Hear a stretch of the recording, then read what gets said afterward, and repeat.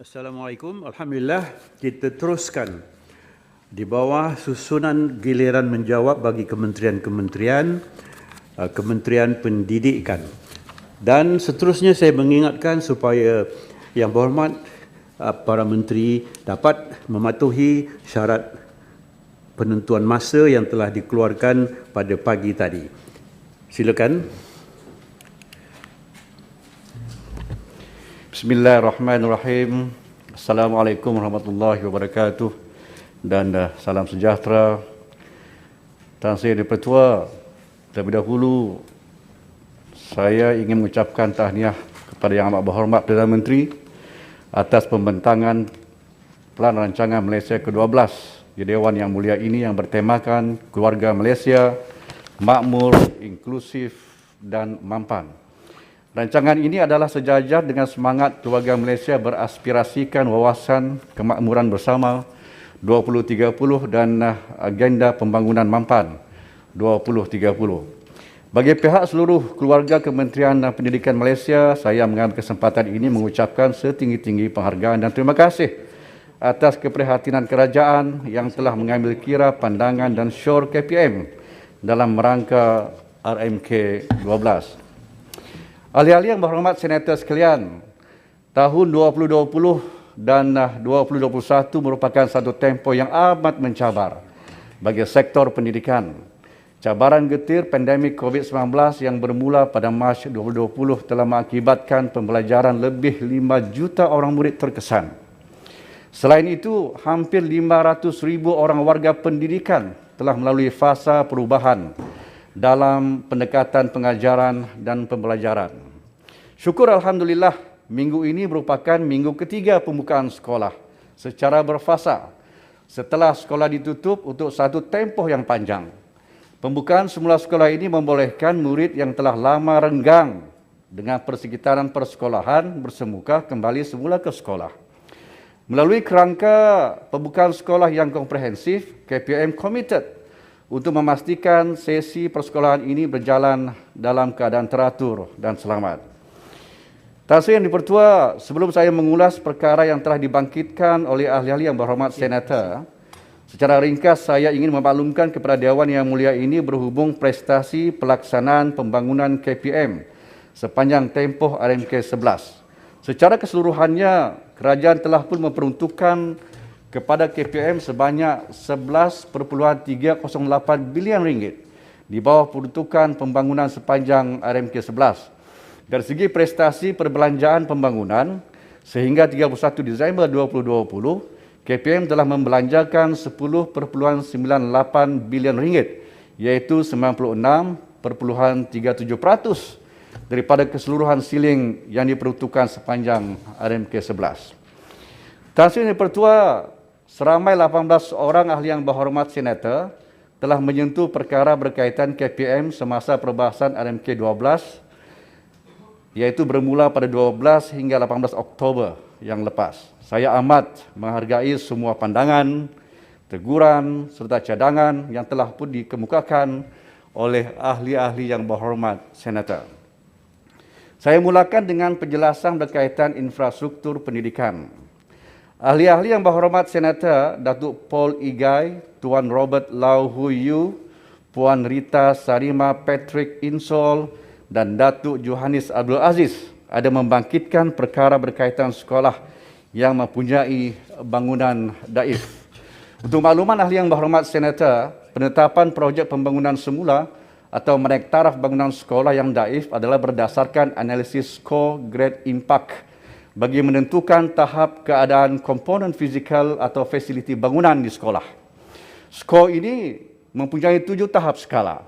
Skala 1 hingga skala 4 merujuk kepada keadaan bangunan yang masih berfungsi dan selamat digunakan.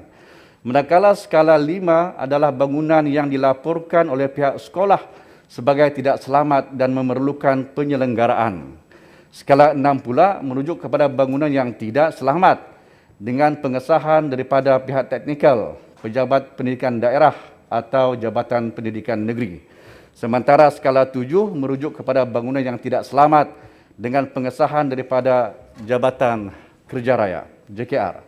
Keutamaan KPM adalah kepada bangunan yang berada pada skala 6 dan skala 7 untuk dibaik pulih, dinaik taraf atau dibina bangunan gantian mengikut keperluan.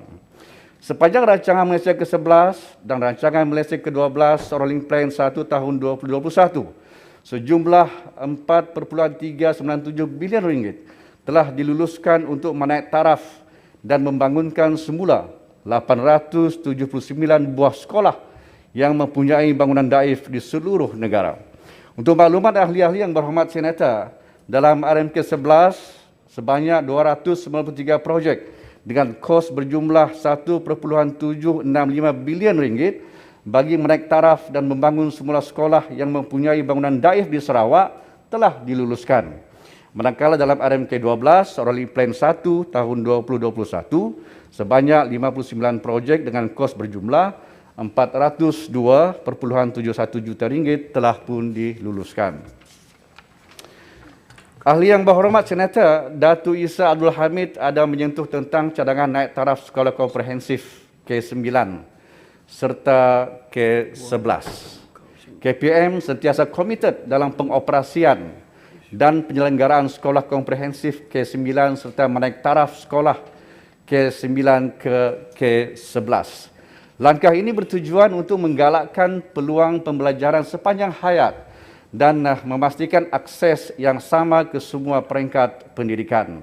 Pada masa ini, KPM sedang melaksanakan peluasan 2 buah sekolah komprehensif K9 di negeri Pahang, iaitu Sekolah Kebangsaan Satak Raup dan Sekolah Kebangsaan Kedai Rompin.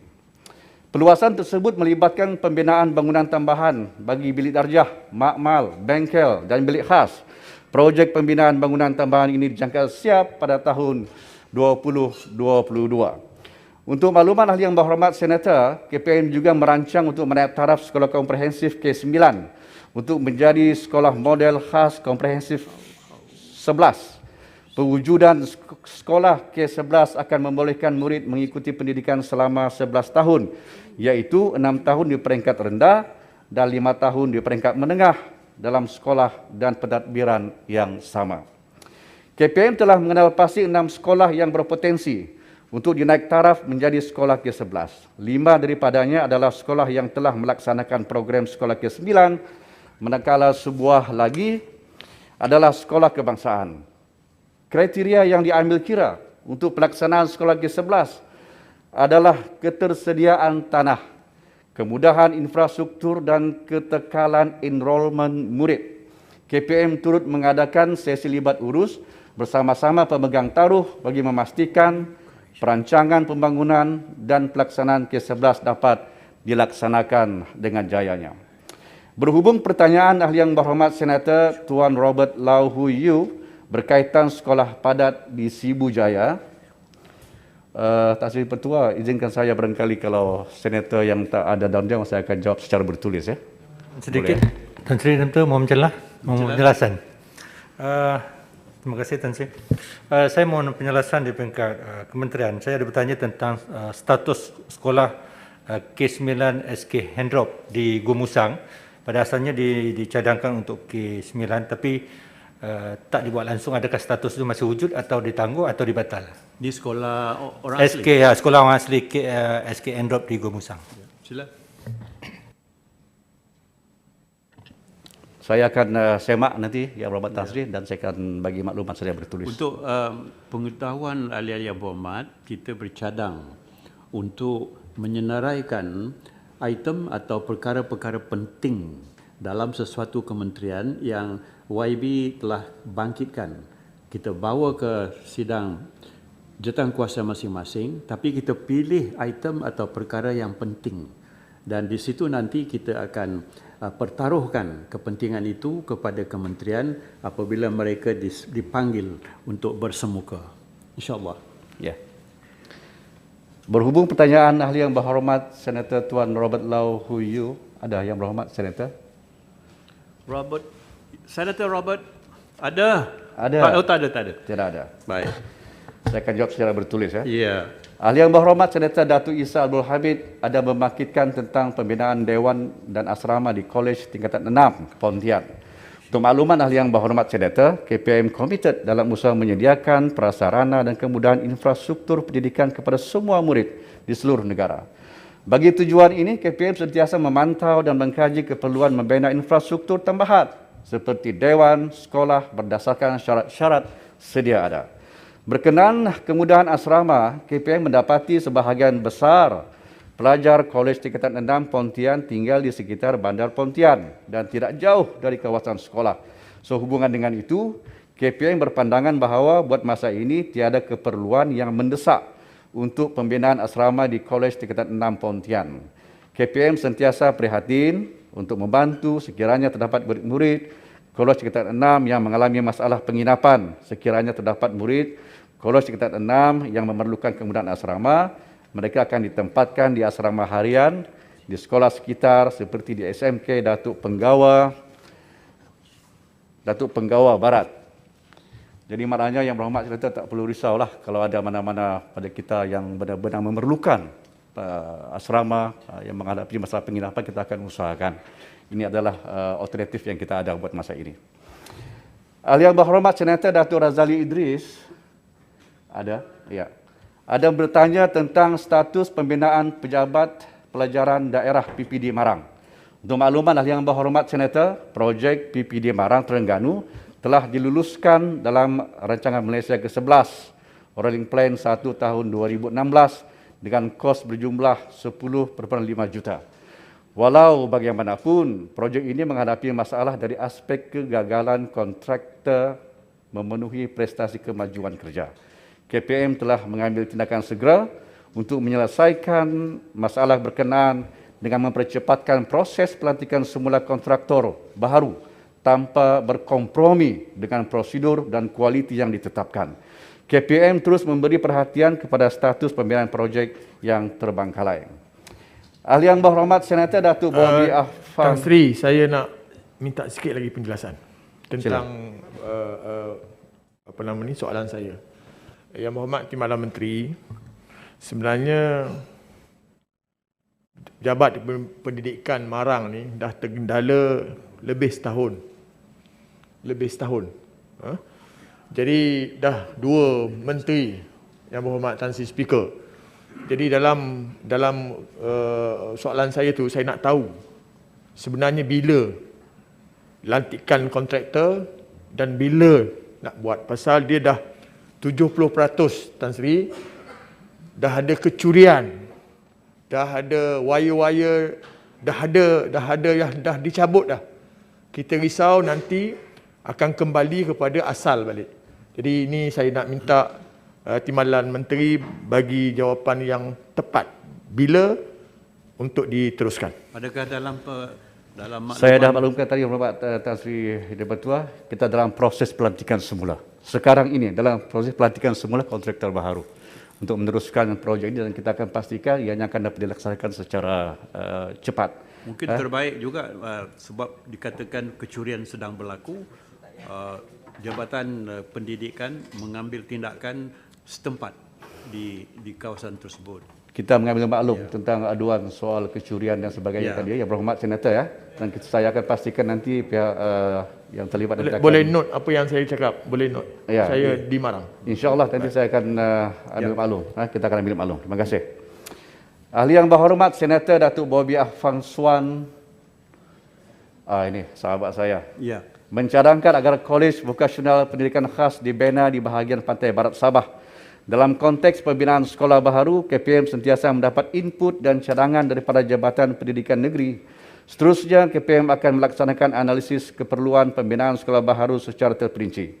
Antara perkara yang diambil kira adalah bilangan dan kapasiti sekolah sedia ada, kepadatan penduduk di kawasan sekitar, liputan kawasan tadahan penduduk ataupun catchment area, serta perancangan pembangunan kawasan tersebut berdasarkan perbincangan bersama-sama pihak berkuasa tempatan.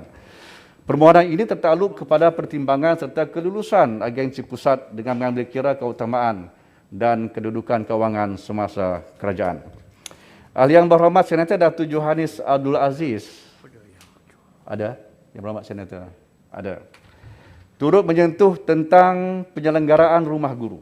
Untuk makluman ahli yang berhormat, sehingga 30 September 2021, KPM mempunyai sebanyak 47,947 unit rumah guru di seluruh negara yang merangkumi 30,092 unit atau 62,76% sedang diduduki, sementara 17,855 unit atau 37,24% lagi adalah unit kosong. Dalam menguruskan rumah guru, KPM mengambil dua pendekatan, yaitu penyelenggaraan rumah guru berpenghuni dan mengoptimumkan rumah guru kosong. KPM telah membelanjakan sebanyak 170,853,886 ringgit bagi menyelenggara dan membaiki sebanyak 27,857 unit rumah guru dalam tempoh 2019 hingga 2021. Bagi langkah mengoptimumkan penggunaan rumah guru kosong pula, KPM telah menubuhkan pasukan petugas khas task force yang bertindak merangka strategi dan plan tindakan menyeluruh bagi menangani isu rumah guru yang tidak didiami. Antara tindakan yang telah diambil bagi mengoptimumkan kekosongan rumah guru adalah dengan bekerjasama dengan semua agensi kerajaan bagi menawarkan rumah guru kosong kepada kementerian dan agensi yang berminat. Data sehingga 15 Oktober 2021, sebanyak 352 unit rumah guru dihuni oleh kaki tangan selain daripada KPM seperti Jabatan Bomba dan Penyelamat Malaysia, Klinik Kerajaan dan Jabatan Pendidikan Politeknik dan College Community. Selain itu, dari tahun 2011 hingga 2021, KPM juga telah menyewakan sebanyak 566 unit rumah guru kosong kepada pihak agensi awam dan swasta. Daripada jumlah tersebut, sebanyak 478 unit disewakan kepada universiti awam dan swasta. Manakala sebanyak 88 unit disewakan kepada syarikat swasta. Rumah guru yang disewa ini adalah untuk penginapan pelajar dan pekerja. Sepanjang tahun 2021, sebanyak 21 unit rumah guru telah diluluskan tukar fungsi kepada taska, bilik pengajaran dan pembelajaran, galeri seni, surau, bengkel, pejabat pentadbiran dan koperasi sekolah. KPM juga telah meluluskan sebanyak 6 unit rumah guru untuk ditukar fungsi dijadikan sebagai pejabat pentadbiran atau operasi Jabatan Pertahanan Awam JPAM atau taska kemas. KPM akan terus memastikan rumah guru dioptimumkan penggunaannya. Tan Sri Pertua, Ahli Yang Berhormat Senator Puan Rita Salimah Patrick Insol. Ada? Ada. Ada menyentuh tentang sekolah kurang murid SKM di Sarawak. Seperti yang kita sedia maklum bahawa SKM merupakan sekolah yang mempunyai bilangan murid yang kurang daripada 150 orang. Berdasarkan data sehingga 30 September 2021, bilangan sekolah yang berstatus SKM di Sarawak adalah berjumlah 845 buah sekolah. Daripada jumlah tersebut, 326 buah sekolah mempunyai enrolment 50 murid dan ke bawah. KPM telah merangka beberapa strategi berkaitan SKM di bawah inisiatif pelaksanaan Plan Hala 7 SKM. Salah satu strategi yang telah digariskan dalam Plan Hala 7 SKM ialah penggabungan SKM. Strategi penggabungan SKM ini dilaksanakan berdasarkan kepada kriteria seperti yang berikut. Yang pertama, sekolah berada dalam lingkungan radius 5 km. Yang kedua, sekolah sama jenis. Dan yang ketiga, memperoleh persetujuan majoriti bertulis daripada ibu bapa atau penjaga. Pada masa yang sama, KPM akan terus meneliti pendekatan terbaik bagi memastikan kapasiti sekolah dan sumber pendidikan di seluruh negara dapat dioptimumkan. Ahli-ahli yang berhormat Senator Datuk Paul Igai dan Tuan Robert Lau Hu Yu ada menyentuh tentang capaian internet di sekolah-sekolah. Datuk Paul ada? Ada. Untuk maklumat ahli yang berhormat Senator, KPM telah menyediakan capaian jalur lebar internet dengan kelajuan 30 megabyte per second hingga 100 megabyte per second untuk 10,214 sekolah. Ini termasuk 141 sekolah pedalaman yang telah dibekalkan dengan talian Very Small Aperture Terminal ataupun VSAT berkelajuan 30 MB per second bermula Mac 2021. Bagi negeri Sarawak sebanyak 1,457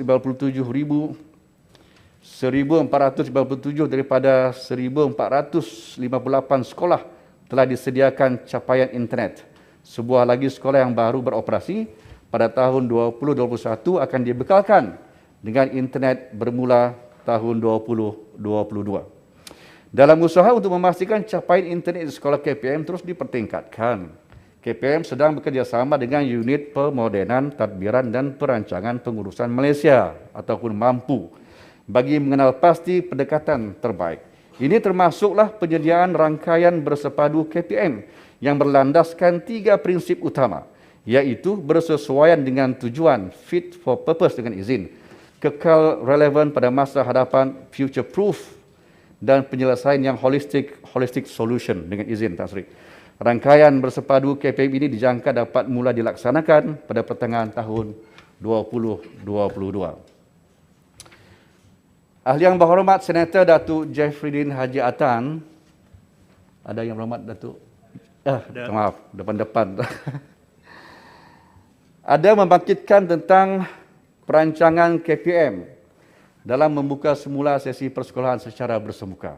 Seperti Ahli Yang Berhormat Senator sedia maklum, KPM telah membuat keputusan untuk membuka semula sekolah secara berperingkat mengikut fasa Pelan Pemulihan Negara mulai 3 Oktober 2021 bagi negeri kumpulan A dan 4 Oktober 2021 bagi negeri kumpulan B. Satu pelan komprehensif pembukaan sekolah telah disediakan bagi memastikan murid dapat kembali belajar secara bersemuka di sekolah dalam keadaan yang selamat. Dalam rangka pelan ini, KPM telah mengadakan sesi libat urus yang menyeluruh bagi mendapatkan input, pandangan serta cadangan daripada semua pihak berkepentingan. Pada masa yang sama, KPM telah membuat analisis terperinci mengenai amalan terbaik pembukaan semua sekolah di negara-negara lain yang meneliti pendekatan yang berkesan untuk memastikan pengoperasian sekolah secara bersemuka dapat dilaksanakan dalam keadaan yang selamat.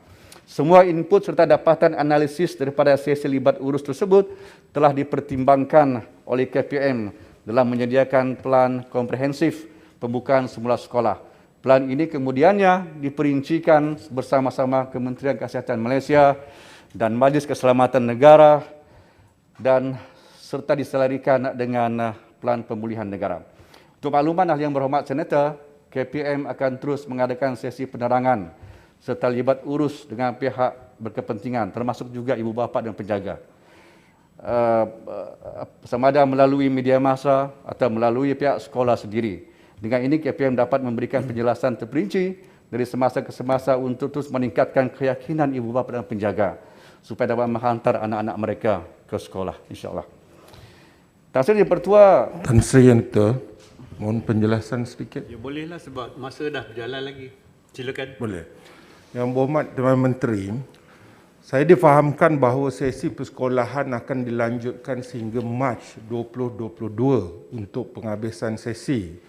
Jadi persoalannya, adakah kerajaan akan menimbangkan semula sesi persekolahan yang baru? Kerana kita saban tahun, akhir tahun adalah akhirnya persekolahan bagi anak-anak kita. Mohon penjelasan. Terima kasih Yang Berhormat Senator, oleh kerana kita banyak tertinggal dari segi pembelajaran daripada PKP 1, 2 seterusnya itu, Yang Berhormat Senator, jadi kita banyak tertinggal silibus. Tapi kita telah berbincang dengan ibu bapa, guru, kita buat banyak program libat urus dan akhirnya kita mencapai kata sepakat bahawa inilah ketetapan yang telah diambil oleh kementerian. InsyaAllah, jadi kita berdoa semoga sesi pembelajaran dapat diteruskan dengan baik demi kepentingan pendidikan anak-anak kita, mudah-mudahan. Tan Sri Pertua, Ahli Yang Berhormat Senator Puan Rita Sarimah Patrick Insol, Tuan Serwandi Saad menyentuh tentang pelaksanaan PDPR dan pendekatan yang dilaksanakan KPM untuk menangani keciciran pembelajaran murid. KPM menyadari bahawa pelaksanaan PDPR berhadapan dengan pelbagai cabaran dan kekangan pada peringkat awal. Namun demikian, intervensi yang dilaksanakan oleh KPM telah membantu murid mengikuti PDPR dengan lebih baik. KPM akan terus menambah baik pelaksanaan PDPR bagi memastikan keberkesanannya dapat ditingkatkan dari semasa ke semasa. Yang Berhormat Tan Sri, jika diizinkan saya minta sedikit masa barangkali. Teruskan, saya bagi lagi 3 minit. Ya, terima kasih Yang Berhormat Tan Sri. Saya akan menyentuh beberapa isu yang agak penting yang telah pun dibangkitkan oleh Ahli Yang Berhormat Senator yang perlu mendapatkan jawapan daripada pihak kementerian. Ahli Yang Berhormat Senator Datuk Johannes Abdul Aziz dan Datuk Jafridin Haji Atan yang ada menyentuh soal tentang pendidikan TVET. Untuk maklumat Ahli Yang Berhormat Senator, KPM telah melaksanakan transformasi pendidikan vokasional melalui mulai tahun 2012 bagi mengangkat martabat pendidikan vokasional sebagai aliran perdana. Melalui Pelan Pembangunan Pendidikan Malaysia 2013-2025, TPV diperhebatkan apabila dijadikan sebagai menjadi salah satu aspirasi sistem untuk menyediakan akses kepada pendidikan yang berkualiti. Melalui TPV, KPM telah menyediakan pelbagai program bagi memberi peluang kepada murid yang cenderung kepada bidang kemahiran untuk mengikuti program pendidikan dan latihan teknikal dan vokasional TVET seperti berikut. Yang pertama, program Diploma Vokasional Malaysia DVM. Program DVM yang dilaksanakan di 87 buah kolej vokasional KPM. Tempoh pengajian program ini adalah selama 4 tahun dan 6 bulan termasuk latihan industri. Yang kedua, program Sijil Kemahiran Malaysia SKM, Kolej Vokasional KPM. Program SKM disediakan dalam mod pengajian sepenuh masa di Kolej Vokasional dengan persijilan tahap 3 dan sijil latihan dual nasional. Yang ketiga, program TVET di Sekolah Menengah Kebangsaan. Terdapat 2 program ditawarkan, iaitu program Pendidikan Vokasional Menengah Atas dan program Perantisan Industri Menengah Atas. Untuk maklumat Yang Berhormat Senator, program TVET KPM di Kolej Vokasional telah berjaya melahirkan graduan teknologis dengan kebolehpasaran yang amat tinggi. Kebolehpasaran graduan TVET KPM pada tahun 2018 sebanyak 97.02% dan pada tahun 2019 adalah 98.84%. Manakala kebolehpasaran graduan TVET KPM yang bergraduat pada bulan April 2021 adalah sebanyak 91.38%. Tan Sri Di-Pertua, Ahli Yang Berhormat Datuk Johannes Abdul Aziz juga menyentuh tentang pemerkasaan sekolah untuk murid berkeperluan khas MBK. KPM komited dalam memastikan penyediaan akses pendidikan kepada murid berkeperluan khas, terutama sekolah dengan kesediaan keperluan pendidikan khas bergantung kepada tahap kefungsian murid, intervensi serta sokongan yang diperlukan. KPM telah menyediakan akses pembelajaran di peringkat prasekolah hingga lepas menengah menerusi 3 pendidikan persekolahan, iaitu di Sekolah Pendidikan Khas, Program Pendidikan Khas Integrasi dan Program Pendidikan Inklusif. Ahli Yang Berhormat Senator Datuk Isa Abdul Hamid turut menyentuh tentang bantuan persekolahan untuk murid termasuk murid orang asli. Manakala Ahli Yang Berhormat Senator Datuk Johannes Abdul Aziz membangkitkan tentang penambahbaikan rancangan makanan tambahan RMT bagi golongan pelajar dari golongan keluarga B40. Untuk makluman Ahli Yang Berhormat Senator, kerajaan pada masa ini menyediakan bantuan seperti bantuan awal persekolahan yang diberikan kepada murid yang layak di bandar dan luar bandar, termasuk murid orang asli. Pada masa ini, kadar bantuan awal persekolahan adalah sebanyak RM100 untuk seorang murid dalam masa setahun. Dalam masa yang sama, kerajaan juga menyediakan pelbagai bantuan untuk meringankan beban ibu bapa bagi menampung kos perbelanjaan persekolahan seperti yuran sekolah percuma, beasiswa kecil persekutuan, bantuan makanan asrama dan kumpulan wang amanah pelajar miskin KUAM. Selain daripada itu, buku teks secara percuma juga disediakan kepada semua murid. Ahli Yang Berhormat Senator Datuk Bohan Tanggarasu membangkitkan tentang peluang pendidikan murid untuk ke sekolah berasrama penuh. Untuk maklumat Ahli Yang Berhormat, ada Yang Berhormat Datuk ni? Kalau tidak ada, saya akan jawab secara bertulis. Tan Sri Di-Pertua, setakat ini saja penjelasan saya mengenai perkara berkaitan KPM yang telah dibangkitkan oleh ahli-ahli yang berhormat senator sekalian. KPM sentiasa komited dan mendukung dasar-dasar pendidikan demi memastikan kejayaan 5 aspirasi sistem pendidikan, iaitu akses, kualiti,